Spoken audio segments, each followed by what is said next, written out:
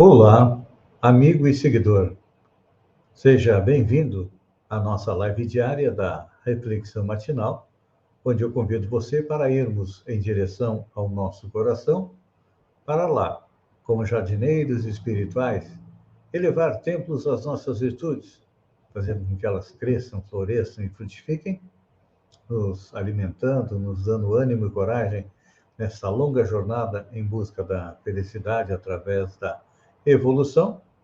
E como estamos a caminho, nós ainda temos defeitos e vícios, os quais temos que enterrá-los bem fundo, cavando masmorras a eles, desde que não possamos arrancá-los do coração como erva daninha. A nossa reflexão de hoje é da primeira epístola a Pedro, onde diz assim: porque assim é a vontade de Deus que, fazendo o bem, tapeis a boca à ignorância dos homens loucos. Interessante esse texto, vamos repeti-lo? Para refletir melhor sobre ele, porque assim é a vontade de Deus, que, fazendo o bem, tapeis a boca à ignorância dos homens loucos. Então, o que significa isso? Isso significa que, à medida que o espírito aumenta seu conhecimento, mais ele compreende o valor do tempo e das oportunidades que a vida maior lhe proporciona, reconhecendo, por fim, a imprudência de gastar recursos preciosos em discussões estéreis e caprichosas. Por isso que existe um ditado popular que diz que quem tem pouco conhecimento fala muito e quem tem muito conhecimento fala pouco. Aprende a ouvir. Então, o apóstolo Pedro, isso já há 2000 anos atrás, recomenda que seja lembrado que é da vontade de Deus que se faça o bem, impondo o silêncio, a ignorância e a loucura dos homens.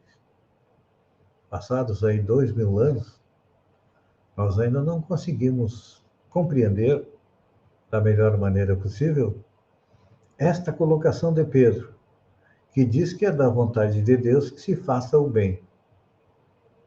Claro, porque o bem é reflexo do amor, que é a mola mestra do universo. Ou seja, o amor é o que liga todos os seres entre si e todos os seres também com Deus. E muitas vezes nós, como mendigos de amor, nós fazemos o mal, porque acreditamos que Deus deveria ter um filho exclusivo, um primogênito, que seríamos nós, e os demais seriam somente enteados de Deus. Por exemplo, vamos analisar coisas e situações do dia a dia que já aconteceram na nossa história, acontecem, e ainda vão acontecer porque nosso mundo ainda é um mundo nos primeiros degraus da escala evolutiva. Há cerca de 2000 anos, deixamos de ser um mundo primitivo. Hoje estamos na categoria de provas de expiação e estamos prestes a ser promovidos a mundo de regeneração, mas isso vai depender única e exclusivamente do nosso esforço. A gente sempre espera que o esforço seja dos outros, que nós não precisamos nos esforçar. Mas, um exemplo que acontece na nossa vida.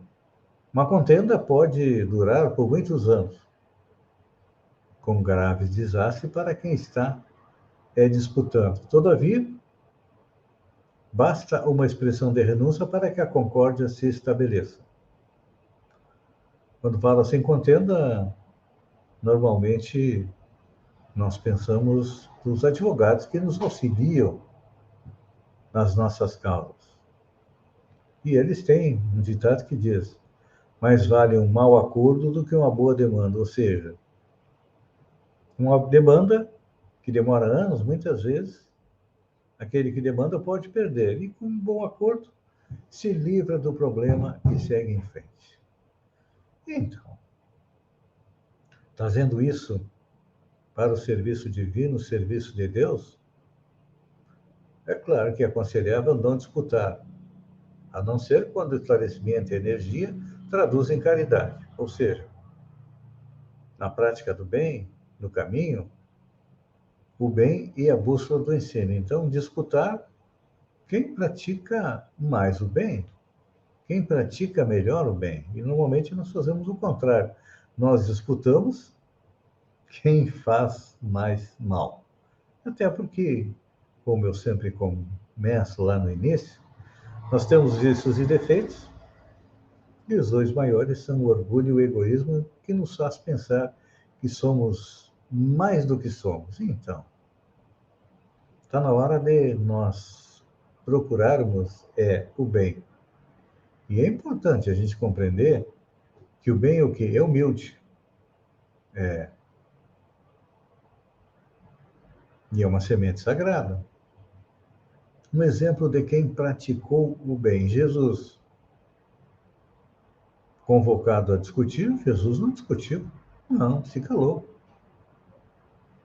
Porque ele, como espírito altamente desenvolvido, extremamente inteligente, ele sabia que não adianta tu discutir com pessoas ignorantes. Ignorantes no sentido de não terem conhecimento.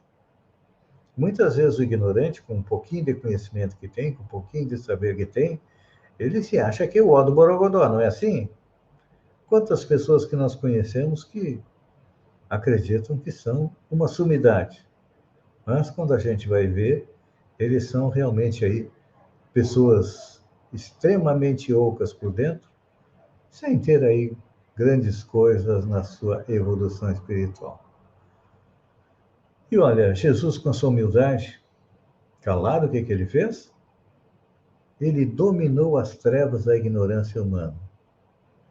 Acendeu a luz da verdade e deixou ela como uma bússola para nós.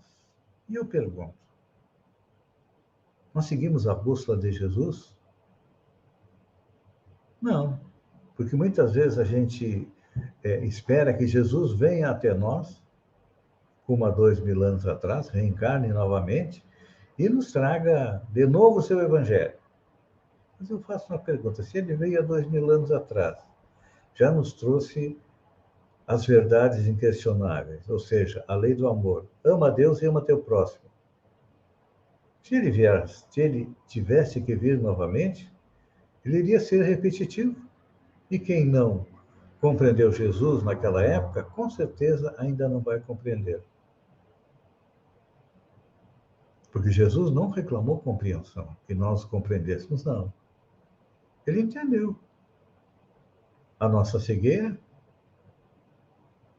e simplesmente nos ampara com o seu amor até o momento em que a gente acorde para a verdadeira realidade, que é a realidade espiritual, e comece a fazer a nossa evolução com muita vontade, lembrando que Kardec sintetiza toda a lei de amor em fora da caridade não há salvação. Mas não é a caridade material. Essa é o primeiro estágio. Depois vem a caridade moral, que é compreender todos aqueles que estão próximos de nós. Pense nisso.